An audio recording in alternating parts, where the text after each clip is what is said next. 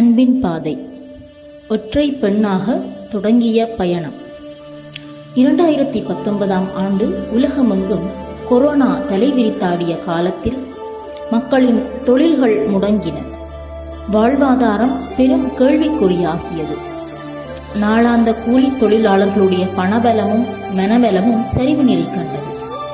இவற்றை கண்ணுட்ட ரொசில்டா ஆண்டன் அன்பின் பாதை சமூகம் என்னும் அறக்கட்டளை அமைப்பை நிறுவி தனிப்பெண்ணாக மக்கள் சேவையில் தன்னை முழுமையாக ஈடுபடுத்தி மக்கள் நலத்திட்டங்கள் பலவற்றை இன்று வரை இடைவிடாது கொண்டு செல்கிறார். அவருடன் இணைந்த நட்புக்கள் கனக தீபகாந்தன், குருநாதன் பிரதீபன், திருமலை பிரணவன் ஆகியோரால் மேலும் வளர்ச்சியடைந்தது அன்பின் பாதை. கல்வியே இனத்தின் வளர்ச்சிக்கு பிரதானம் என்பதை உணர்ந்து பல செயற்திட்டங்களை நடைமுறைப்படுத்த தொடங்கினார்கள். புலம்பெயர்ந்த தனவந்தர்கள், பரோபகாரிகளின் மனிதநேய நிதி பங்களிப்பில் உதவிகளை வழங்க ஆரம்பித்தனர். இச்செயற்பாடுகள் அனைத்தும் அன்பின் பாதை என்னும் முகநூல் பக்கத்தில் ஆவணப்படுத்தப்பட்டு வருவதையும் காணலாம்.